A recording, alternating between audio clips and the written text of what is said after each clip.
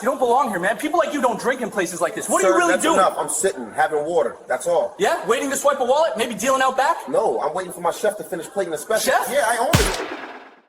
At 10:15 a.m., Officer Kyle Brace decided a man drinking coffee was a criminal.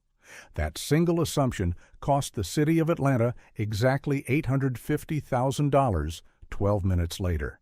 Do you think officers should be personally liable for settlements resulting from civil rights violations?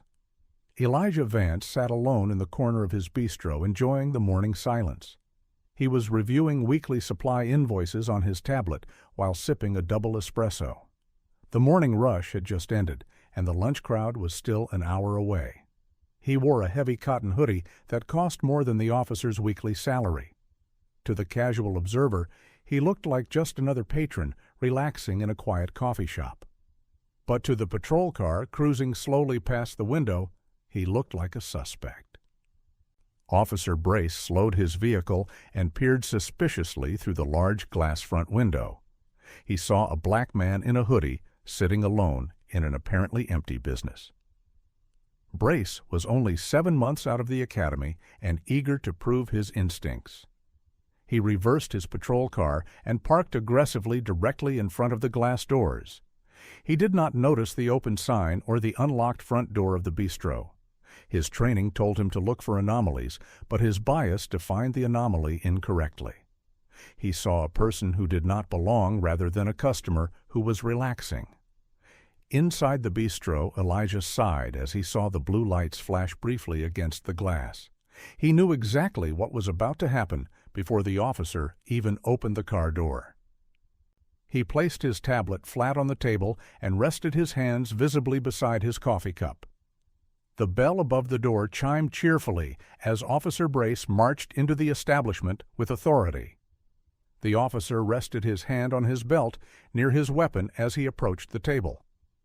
"Why are you sitting alone in the dark in a closed business this time of day?" Elijah did not look up immediately, but kept his eyes focused on his digital invoices. The question was framed as an accusation rather than a genuine inquiry into the situation. The lights were actually on, but the morning sun made the interior seem dimmer by contrast. Elijah finally raised his eyes and met the aggressive gaze of the young rookie officer. "I am having a coffee while I finish some work before the lunch rush starts." Brace did not like the calm tone because it did not sound like compliance or fear. He stepped closer to the table and invaded the personal space of the seated man. "You need to answer my questions clearly, or we are going to have a problem." Elijah took a slow sip of his espresso and returned the cup gently to the saucer. "I answered your question, officer, but you did not seem to like the answer I gave." Brace looked around the empty restaurant and saw no staff members visible in the front area. He assumed they were either hiding or that the man had broken in while it was closed. "Who else is in here with you right now, or are you working alone today?" Elijah ignored the implication of criminal activity and simply swiped to the next page on his screen. "I am alone in the dining room at the moment, as you can clearly see." Brace felt his authority slipping away because the suspect was not displaying the expected nervous behavior. He decided to escalate the interaction to regain control of the situation immediately and forcefully. "Stand up and keep your hands where I can see them right now, buddy." Elijah remained seated and did not move a single muscle in response to the command. "Am I being detained, officer, or am I free to go about my business here?" The question froze Brace for a second because suspects usually just argued or complied without legal questions. "You are being detained for investigation of trespassing and possible burglary of a commercial business." Elijah leaned back in his leather chair and looked at the officer with cold amusement. "You need reasonable, articulable suspicion that a crime has been committed to detain me lawfully." Brace blinked in confusion because he had not expected a legal lecture from a burglar. "My suspicion is that you are casing this place or have already broken in here. That is a hunch based on bias and not a fact based on evidence. You are escalating a consensual encounter into an illegal detention without any probable cause whatsoever. I do not need a law degree to know when someone is acting suspicious in public. Brace unclipped the retention strap on his holster and took a step back for tactical advantage. I am asking you for your identification one last time before I take you in. Elijah shook his head slowly because he knew the law better than the rookie did. The state of Georgia is not a stop and identify state unless you have RAS. You have not articulated a crime. Therefore, I am not required to provide my ID. Brace felt the heat rising in his neck because he was losing the verbal confrontation. I know the owner of this place, and he does not want people like you here. A small smile touched the corner of Elijah's mouth as the officer walked into the trap. You know the owner of this establishment personally, and he told you that directly? Brace hesitated for a fraction of a second, but doubled down on his fabrication to dominate. Yeah, I know him, and I know he would not want you loitering at his tables. That is very interesting because I have never met you in my entire life, officer. Brace scoffed at the comment and pulled his handcuffs from the pouch on his belt. You are not the owner, so stop playing games and turn around and face the wall. Elijah did not move, but his smile grew just a little bit colder and sharper. I am advising you to check the business license on the wall behind you right now. Brace refused to turn his head because he thought it was a distraction tactic. I am not looking at anything except you and your refusal to follow my lawful commands. You are making a mistake that is going to follow you for the rest of your life. Brace grabbed Elijah's arm to force him up, but Elijah pulled his arm back sharply. Do not touch me unless you are placing me under arrest for a specific crime. I am placing you under arrest for obstruction of justice and resisting a lawful order. Elijah held out his hands in front of him instead of behind his back as requested. You are arresting a business owner in his own business for drinking coffee while black. Brace clicked the radio on his shoulder to call for immediate backup to the scene. Dispatch. I have a non-compliant subject at the bistro on Auburn Avenue requesting backup. The radio crackled with a confirmation, and the distant sound of sirens began to wail. Elijah looked at the security camera mounted in the corner of the ceiling above the entrance. You should know that this entire interaction is being recorded with high-definition audio and video. Brace glanced nervously at the camera, but felt he had already committed too far to stop. You can tell it to the judge after we book you downtown for trespassing.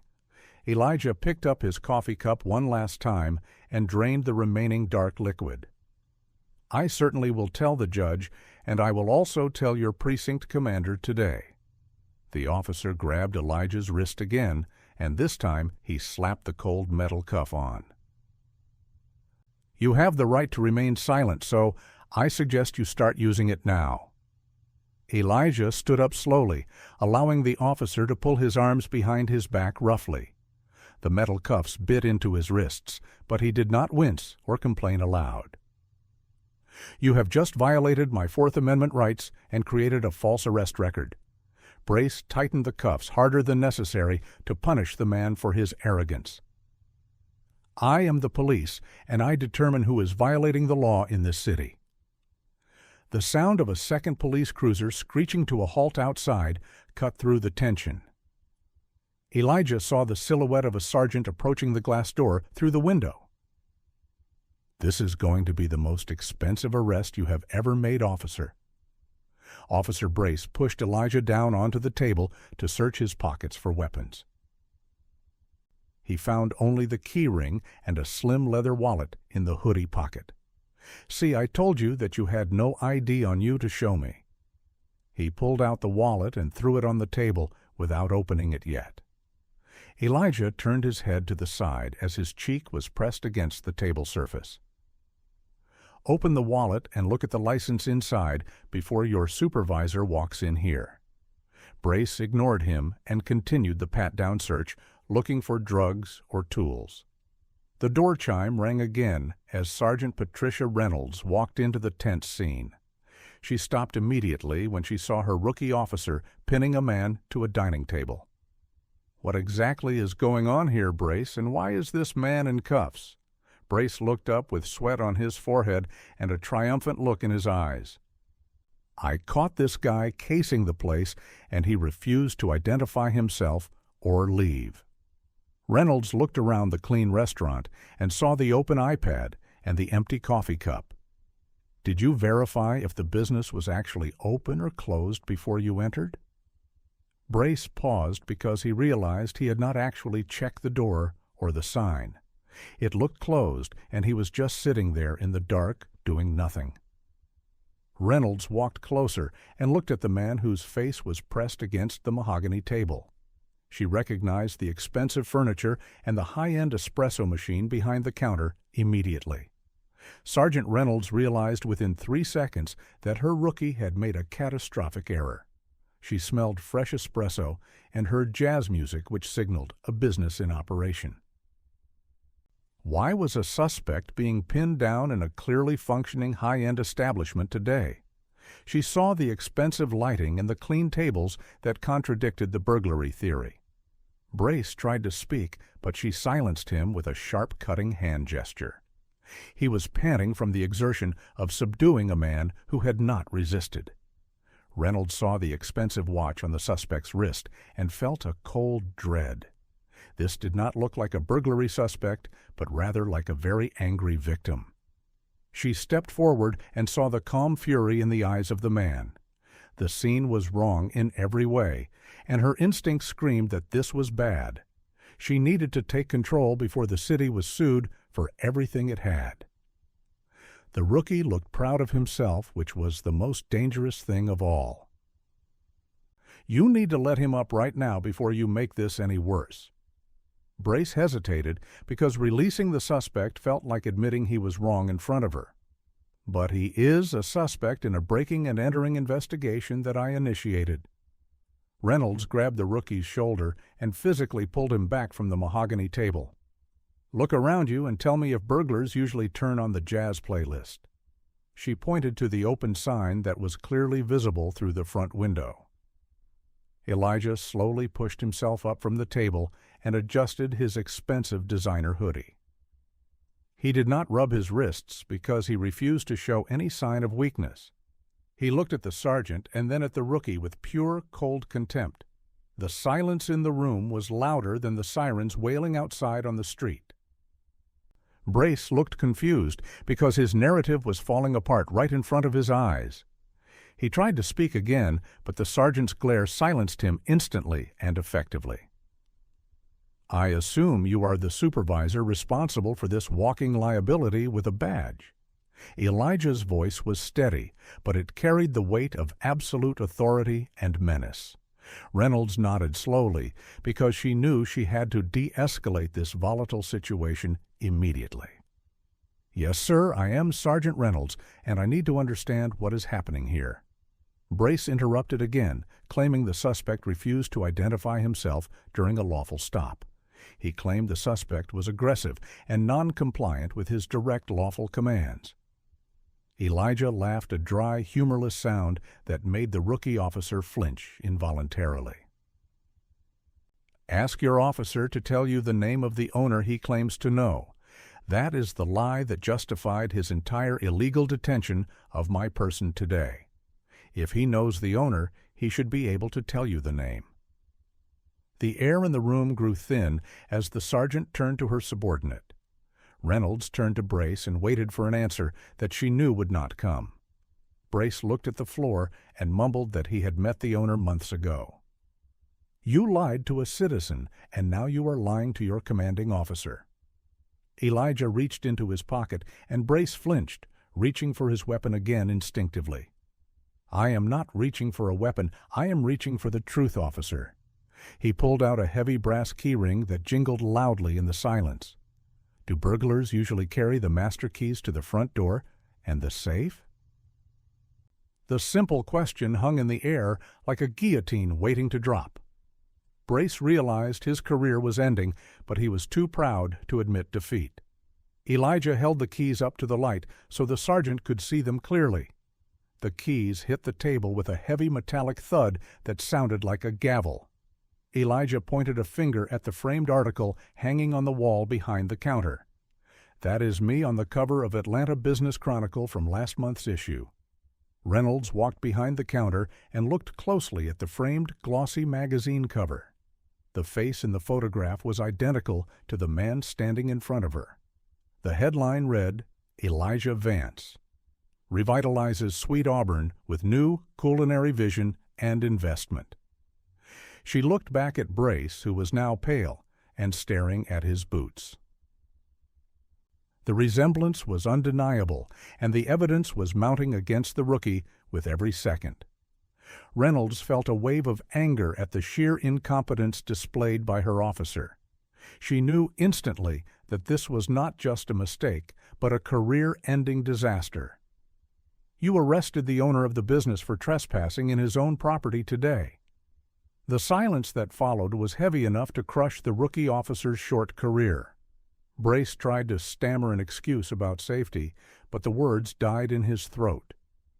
"You profiled a business owner and invented a story to justify your illegal actions." Elijah picked up his keys and stared directly into the camera lens above them. "You should know that this camera records audio and uploads directly to a cloud server. That means deleting the footage locally will not save you from what comes next." The mention of cloud storage drained the last bit of color from Brace's face. He looked at the sergeant with pleading eyes, but found no sympathy in them whatsoever. The trap he had set for the suspect had snapped shut on his own leg. Reynolds took the handcuffs from Brace and unlocked them with gentle professional apologies. "I am incredibly sorry for this mistake. Mr. Vance and I will handle this." Elijah rubbed his wrists where the red marks were starting to form on his skin. "This was not a mistake. Sergeant, this was a deliberate violation of my civil rights." Brace stood frozen near the door, looking like a child who broke a window. "Get in the car and wait for me to deal with you right now." The rookie walked out the door, and the bell chimed, mocking his departure. Reynolds watched him go, and then turned her full attention back to the victim. She knew that apologies were necessary, but they would not stop the inevitable lawsuit. "I want his badge number and your badge number written down on paper immediately."